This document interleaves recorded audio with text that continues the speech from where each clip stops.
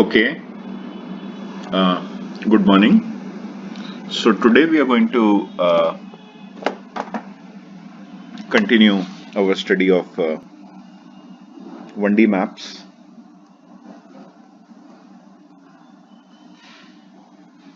Uh, Lecture 6, Dynamical Systems.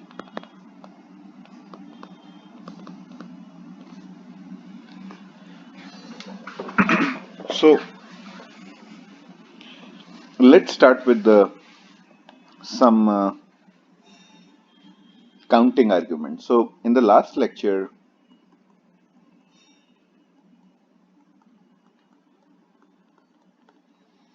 we saw that uh,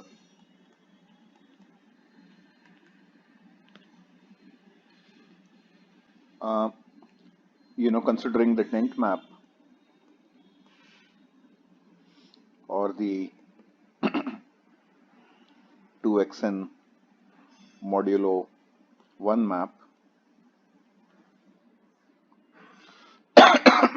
this set of points on periodic orbits is countably finite. We did all the counting.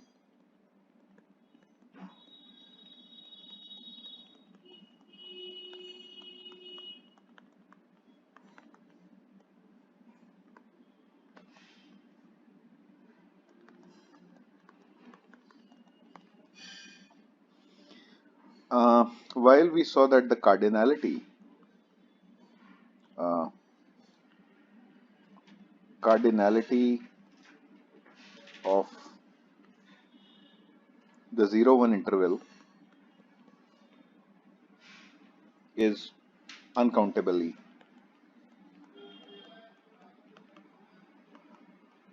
infinite.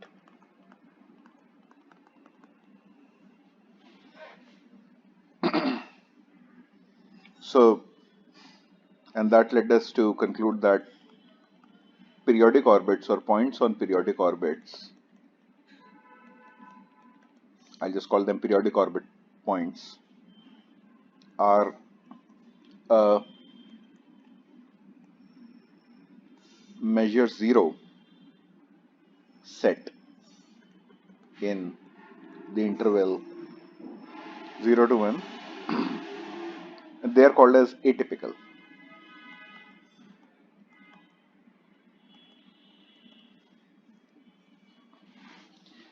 However, we say that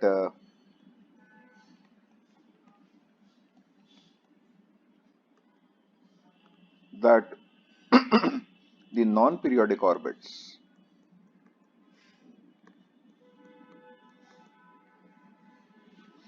are typical. As in, almost any point you pick between 0 and 1, with probability 1, almost always that's going to be on an aperiodic orbit. Or I can also call it typical orbit. So 8 periodic orbitals are almost all of them, they are called as typical. So let's look at a useful concept of the natural invariant density.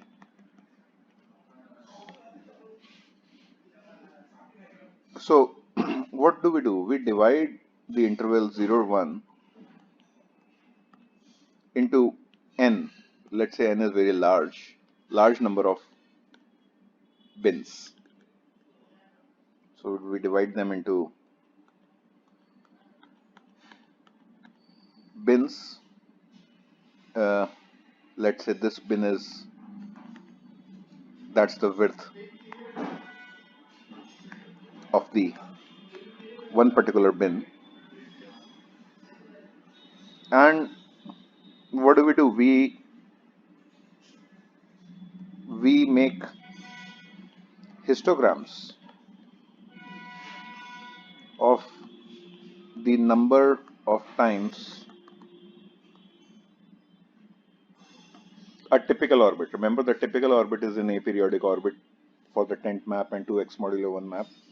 Number of times a typical orbit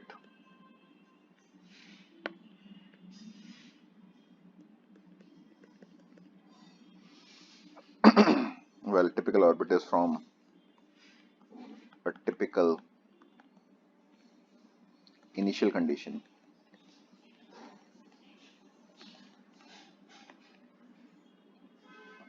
visits each bin.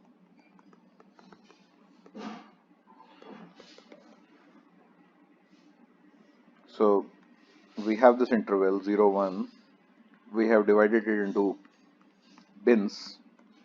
We start some trajectory and we count the number of times this trajectory passes through each of these bins, and we make a histogram. And for large n, that histogram normalized gives me a probability density. So that is my rho x.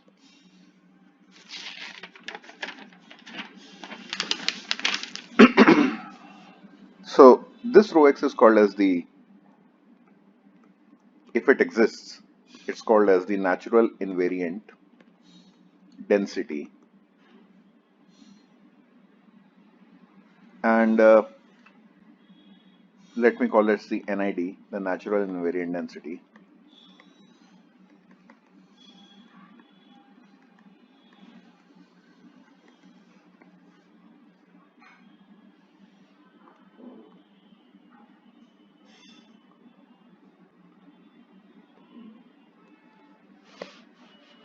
So the natural invariant density, again, I'll sort of make some sort of a histogram starting from an atypical trajectory, counting the amount of time it spends in. So whatever I get, the natural invariant density is such that for any interval between A and B, the fraction of time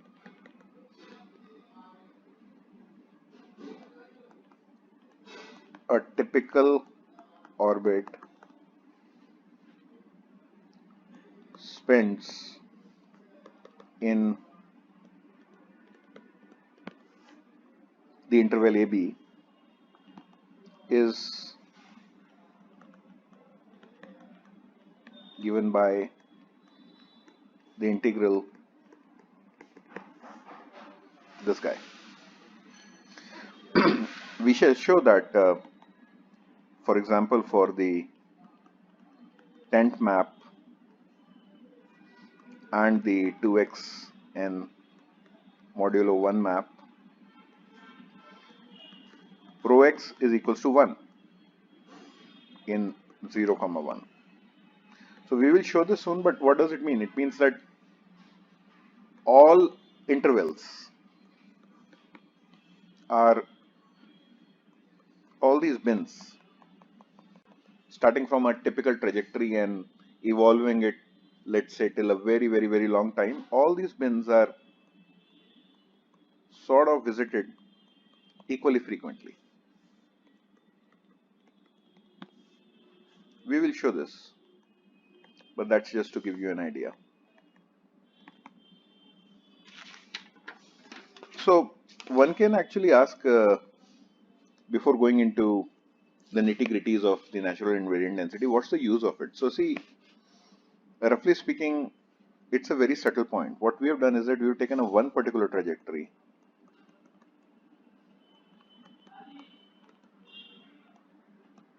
and we evolved it for a very long time.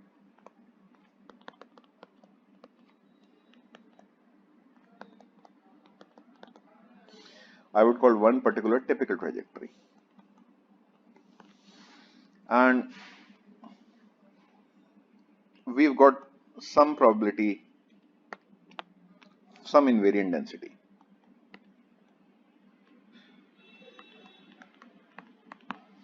So the interesting claim is that for this kind of systems we are interested in, the tent map or the modulo 2xn modulo 1 map, the circle map, for example, map on the circle, the invariant density was independent of which typical point I started with. I could have started with any point. As long as x0 or x1 or some y1 something, as long as I start from a typical point that yields a typical aperiodic trajectory, I get the same rho x. So that is something to keep in mind. And I get an estimate of how frequently any typical trajectory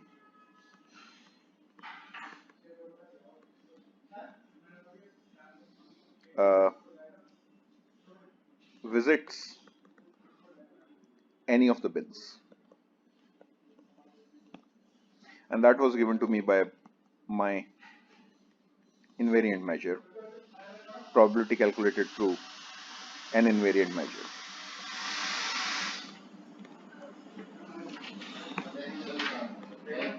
So what's the use of this invariant density?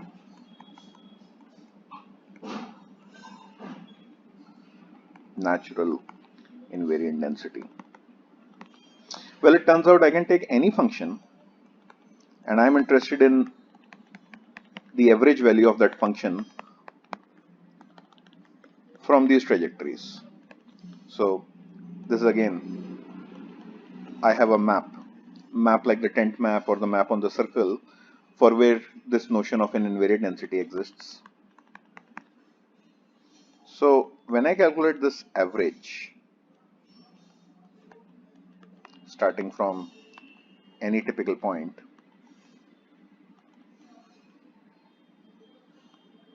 I can say I0 to t, this average, well, this average is equals to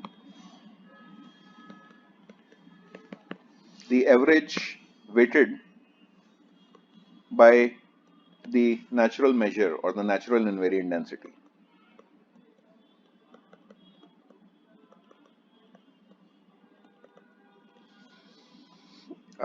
So in some sense you can call this the time average of a single trajectory. This is a time average and this is a space average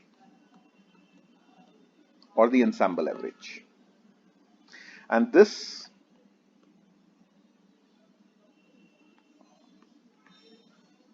if this occurs for almost all points on 0 to 1, that means for all typical points, we say the system is ergodic.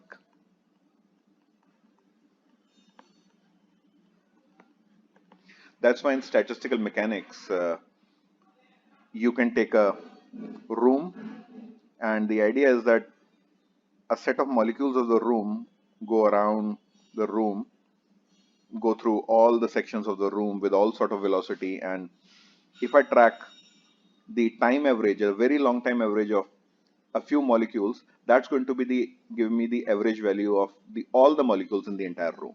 So that's the ergodic hypothesis, and that's how once I calculate an invariant density, natural invariant density for a system, assuming it exists, that's what I use the ergodic theorem for. That my time average is a weighted average over all space. You can also call this an ensemble average. So that's the use of uh, the invariant density. So of course the question arises, how does one go about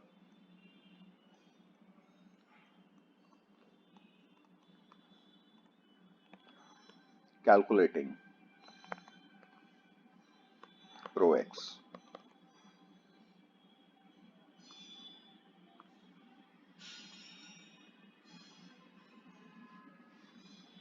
So, well, it's quite simple. I mean, numerically, you can evolve a single trajectory for a long time, starting from x,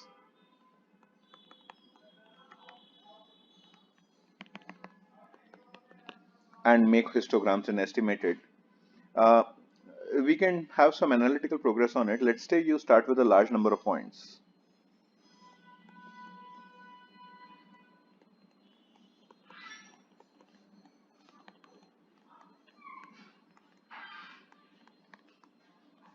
Large number of points on the interval 0 to 1 with an initial probability density rho 0x. And we pick points according to this rho 0x in interval this, and we start many trajectories out of it. And we iterate each orbit for a long time.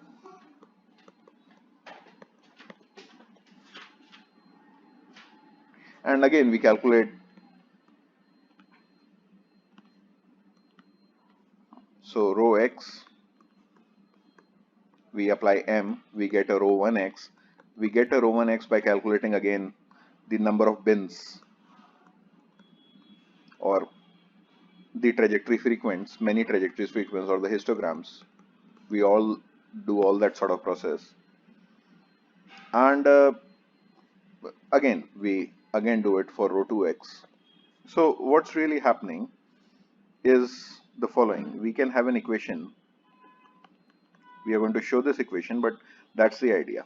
Rho nx, which gives me the probability density at the n plus 1th iterate. This is related to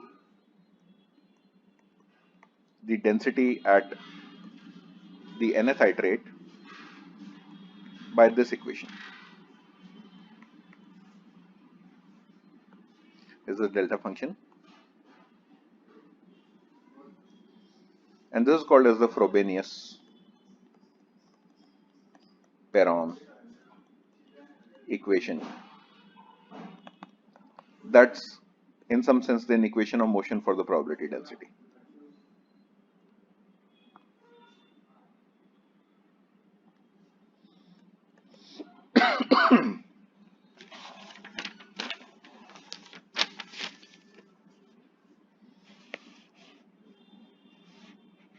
So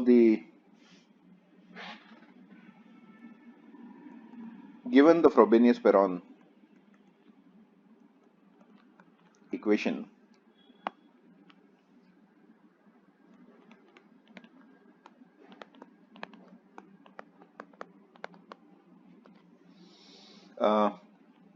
well, my natural invariant density is nothing but when equilibrium sets in, which is when I evolve for a long time, and if there is a convergent density,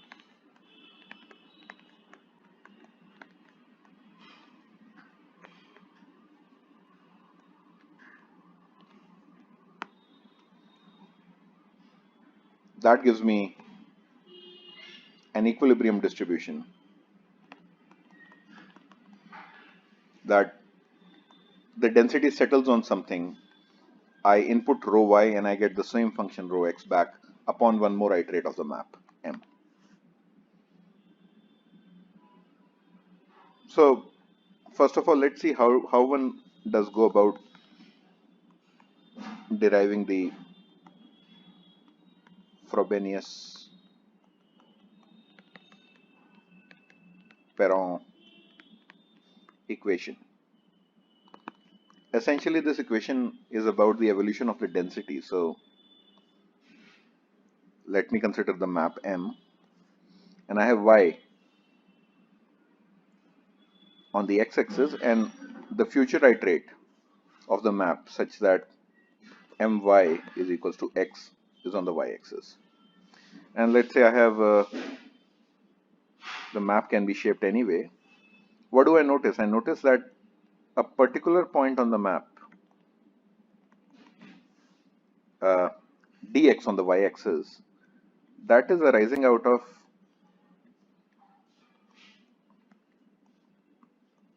all these y's. So this is y1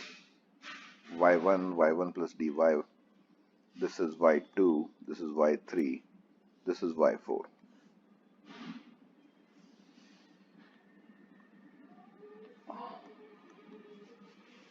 So essentially,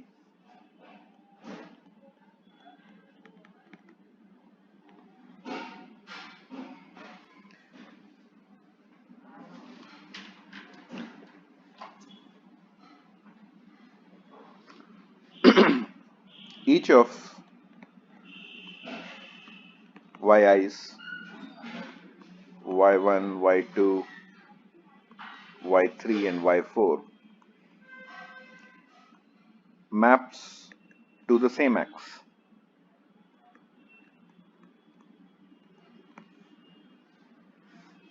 By my equation my is equals to x that we have seen. This y maps to this guy, this y also maps to the same x, interval x and x plus dx. So what do I have? I have rho n plus 1 x dx, the invariant density for the future iterate, that is related to, I'll have to do the counting. I'll have to do the counting of, at the nth time step I had y, remember this was y, and after the application I went to x by my equals to x. So y is the nth iterate, sum over all the yi's that map to the same x. So in other words, I have, just juggling the derivatives, I have dy by dx. That gives me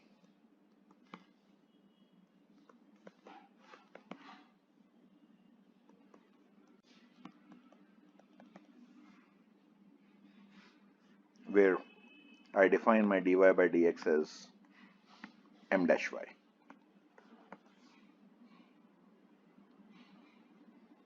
Because I had my equals to x. Excuse me. So notice that this particular equation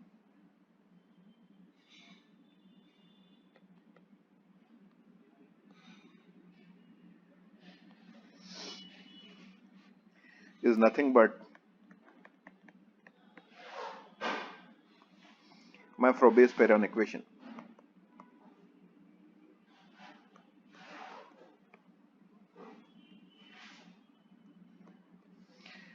By the delta function identity, you can look it up, the properties of delta function identity. It's really not very hard to prove.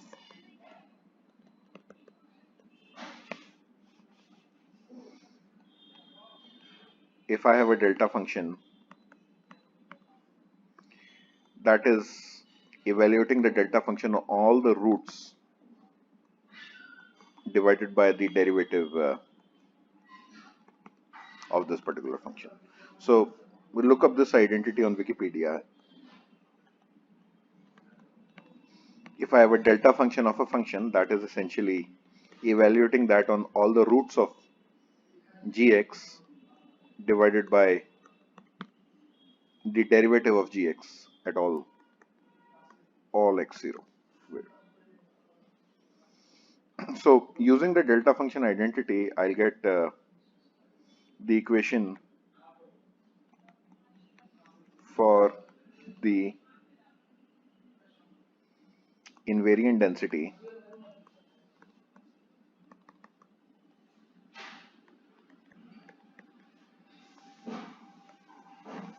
essentially we use the Frobenius-Perron equation and calculated what's going to be the equilibrium distribution.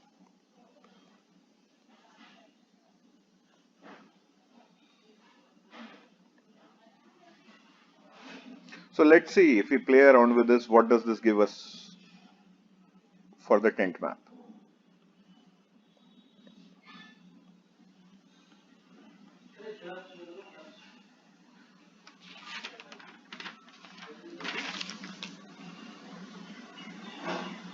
So I have the tent map. Again, I'll have X. This is my tent map.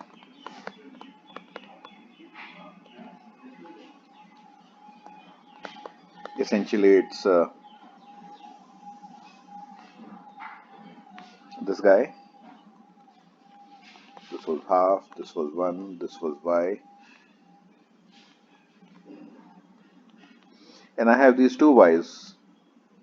They essentially map to the same X plus dx, Y1 and Y2. So for each X plus dx, we have 2 points on 0 to 1 that map. So I can calculate rho x by the same formula. Here I'm using my Frobenius-Perron kind of a thing. I have a derivative over here, rho y dy, plus another delta function, y2.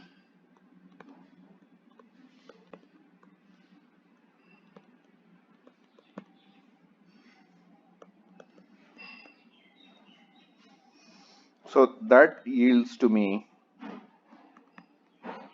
half. See, the derivative of this guy is 2 or minus 2. So that gives me half. By the way, this should be modulus. You can check it. So in the expression for the Frobenius-Perron thing, you can show that this should be the modulus. So this gives me half I from 1 to 2 rho yi. So now this equation holds for all x anywhere, and rho x equals to 1 is going to satisfy this equation. One can of course numerically also check that the invariant density for the tent map is going to be 1. Here we have just done some analytical treatment on it. So that means that for a tent map, the likelihood of a typical trajectory visiting any of these points is a constant, which is equals to 1. So using this, we can at least find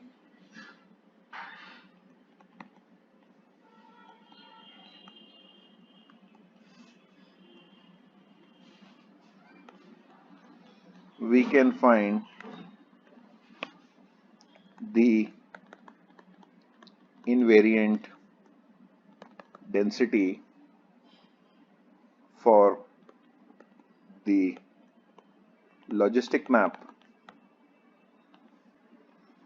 at least at r equals to 4.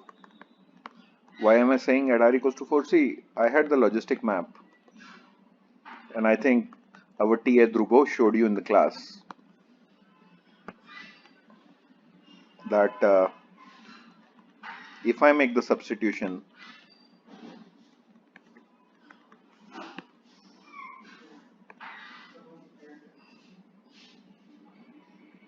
then I can show the equivalence of substitute this in. So let's say this is 1. If I substitute in 1, then I can show that the logistic map is nothing but the tent map. So the logistic map at r equals to 4 is nothing but the tent map. How do I do that? When I substitute, I get sine square pi y n plus 1 by 2 is equals to sine square pi y n. This is just algebra, and when you solve for y n plus 1 by 2, that would be equals to plus minus yn plus s pi, where s is an integer. Think about it, it's just algebra, and you should be able to get it. The bottom line is that through some clever substitutions, uh, so for the interval 0 to 1, this reduces to the tent map. So the tent map is nothing but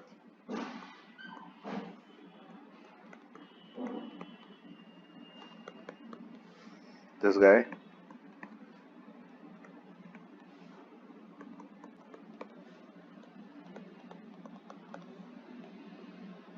this guy. And we already know the natural invariant density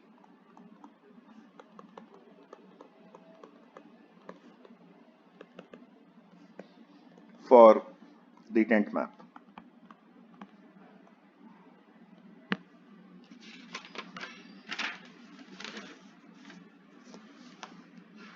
So the natural invariant density for the tent map, and similarly we can say that typical initial conditions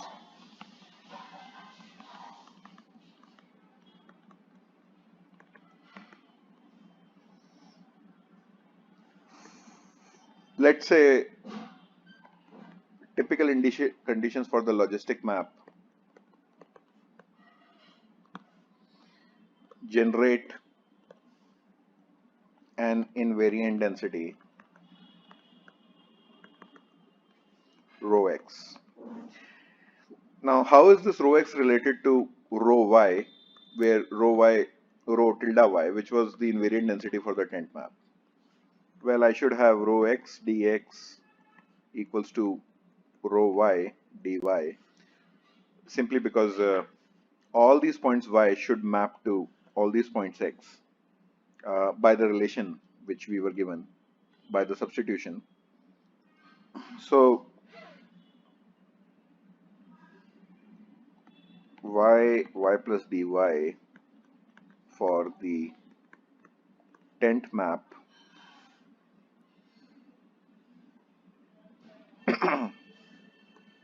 and x plus dx for the logistic map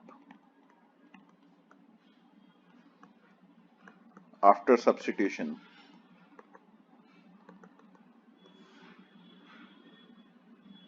or the change of variables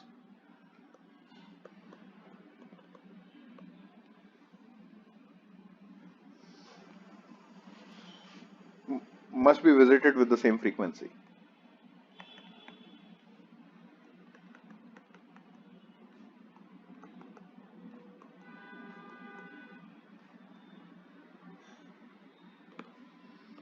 And of course I know dy by dx because I was given this relation between x and y.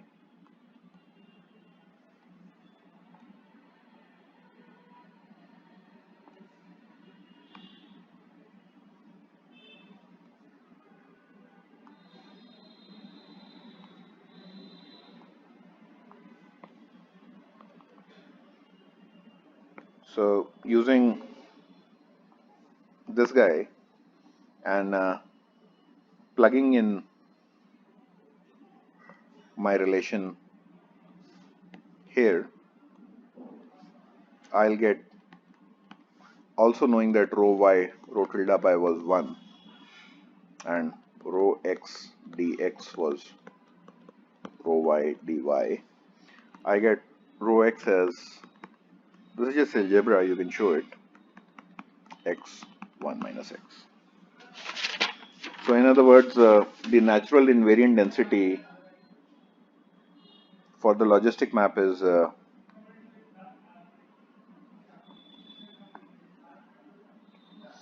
function like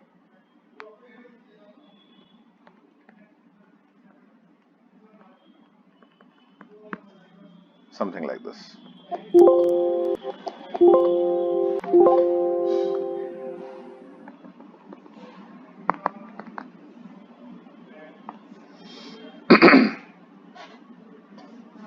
So this is the natural invariant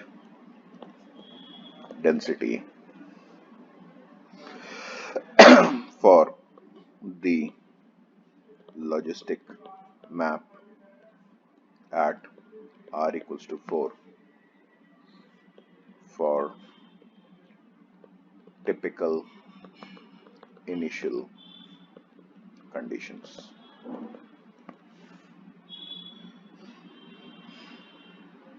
By the way, when we talk about typical initial conditions, we mean almost all initial conditions would yield to such a natural invariant density. What are the what is excluded from typical? So that would be, of course, the unstable periodic orbit, so on and so forth. You remember, periodic orbits just hop around some specific points, tick, tick, tick, tick, tick. Periodic orbits, which are countably infinity. Still a large number, but still measure zero if you consider the entire interval 0 to 1. And we've already seen that how we can use such a invariant density to and invoke the ergodic theorem and calculate meaningful averages, which we saw when we did this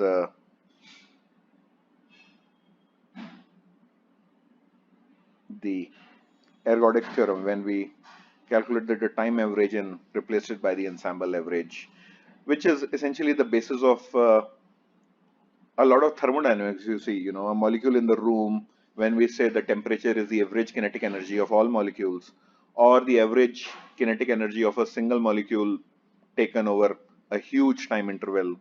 So all these points are intimately connected. The aperiodic attractors, so to speak, the ergodic hypothesis or the ergodic theorem, and making sensible averages out of it. So we'll see this more when in the next lecture we start with a two-dimensional chaotic system, and we'll see the connections to ergodicity and so on and so forth. Thank you.